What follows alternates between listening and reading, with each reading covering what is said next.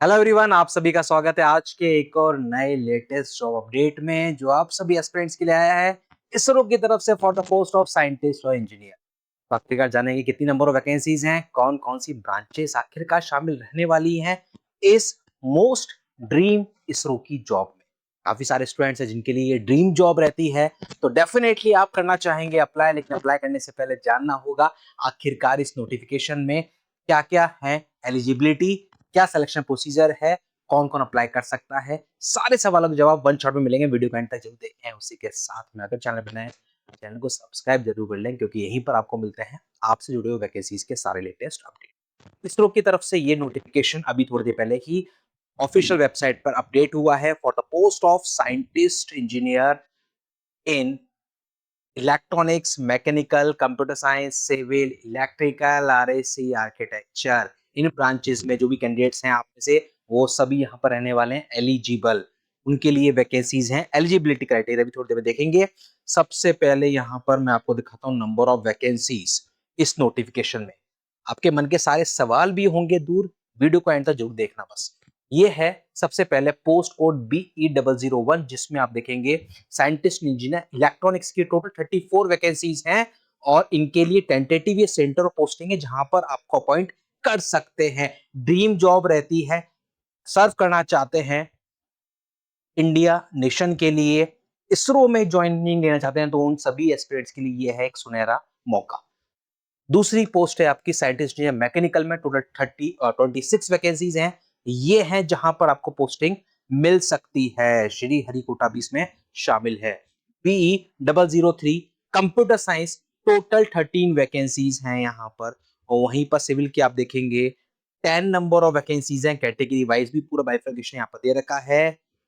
Electrical की 4 है, RAC की 2 है और आर्किटेक्चर की 2, और वहीं पर सिविल ऑटोनोमस बॉडी 1। इस तरीके से टोटल इन वैकेंसीज के लिए नोटिफिकेशन निकाला गया है इसरो की तरफ से। और यहां पर अब बात कर रहे हैं मिनिमम एजुकेशन क्वालिफिकेशन की। BTech डिग्री होनी चाहिए रेस्पेक्टिव ब्रांच में विद 65% मार्क्स मिनिमम। ध्यान रखिएगा 65% मार्क्स मिनिमम आपके होने चाहिए। यहाँ पर सवाल आता है कि सर अगर हमारे पास हायर एजुकेशन हमने कर रखी है तो, सारे सवाल भी मैं आपके ले रहा हूँ। आपके मन में सवाल अगर आता है कि अगर सर हायर एजुकेशन कर रखी है, एमटेक कर रखी है, एमटेक में मेरे 65% से ऊपर मार्क्स हैं लेकिन बीटेक में 65 से कम है, एलिजिबल नहीं रहेंगे। क्योंकि मिनिमम एजुकेशन क्वालिफिकेशन का मतलब है बीटेक में आपके 65% मार्क्स होने चाहिए। हायर एजुकेशन ठीक है प्रीफर्ड है, लेकिन बीटेक में 65% मार्क्स आपके मिनिमम होने चाहिए। और बीटेक का मतलब है 4 साल की डिग्री या फिर डिप्लोमा प्लस बीटेक यानी कि लेटरल एंट्री की। इसका मतलब ये नहीं है कि बीटेक आपने 4 साल की जगह 5 साल में की तो आप एलिजिबल नहीं, वो यहाँ कंसिडर नहीं होने वाला है। बीटेक यानी कि 4 इयर्स की डिग्री या फिर डिप्लोमा प्लस बीटेक। जब एप्लीकेशन फॉर्म फिलिंग होगी वहां पर आपके पास ऑप्शन होगा, तो वहां पर आप डिप्लोमा प्लस बीटेक सेलेक्ट कर सकते हैं, जहां पर आप लेटरल एंट्री वाले स्टूडेंट्स एलिजिबल हो जाएंगे। ठीक है, साथ में चाहिए होगा इस एजुकेशन क्वालिफिकेशन साथ में गेट स्कोर।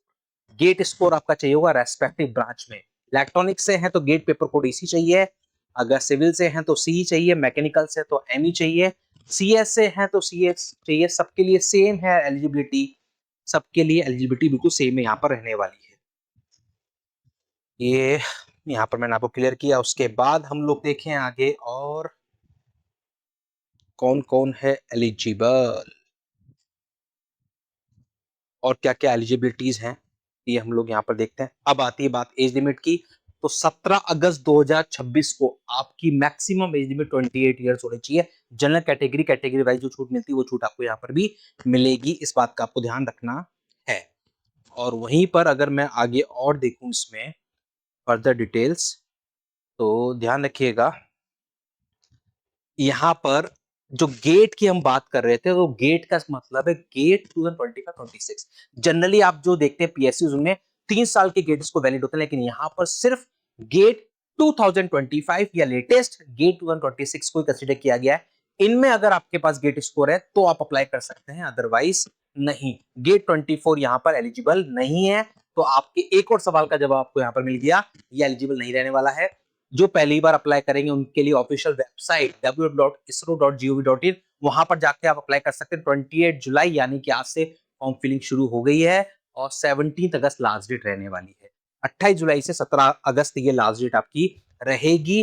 अप्लाई करने के लिए ध्यान रखिएगा, ऑफिशियल वेबसाइट मैंने आपको बता दी। अब बात करते हैं एप्लीकेशन फीस की। 250 रुपीज आपकी एप्लीकेशन फीस रहने वाली है। अब होगा सिलेक्शन प्रोसीजर। तो सिलेक्शन प्रोसीजर में मिनिमम एजुकेशन क्वालिफिकेशन हमने देख ली, गेट स्कोर देख लिया, यानी कि गेट स्कोर का रोल तो रहने वाला है। अब उसके बाद यहां पर सीबीटी नहीं होगा आपका, डायरेक्टली होने वाला है इंटरव्यू। कोई सीबीटी बेस्ड एग्जाम नहीं है। मैं भी आपको यहां पर दिखा भी देता हूं selection process.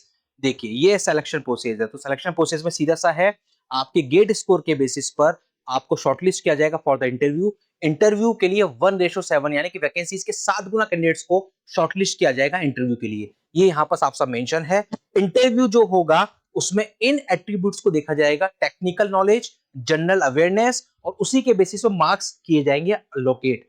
Presentation, communication skill, comprehension, उसी के साथ में एकेडमिक अचीवमेंट्स के मार्क्स होंगे अलग अलग जो आपने कर रखे हैं। इसी के बेसिस पर टोटल आपकी मार्किंग होगी इंटरव्यू की।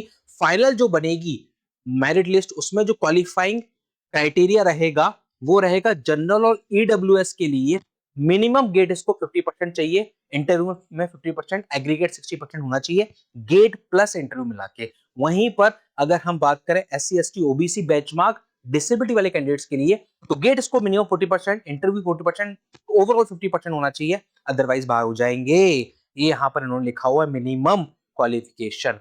तो यानी कि जो आपकी मेरिट लिस्ट बनेगी वो गेट स्कोर और इंटरव्यू को देखते हुए फिर बनने वाली है।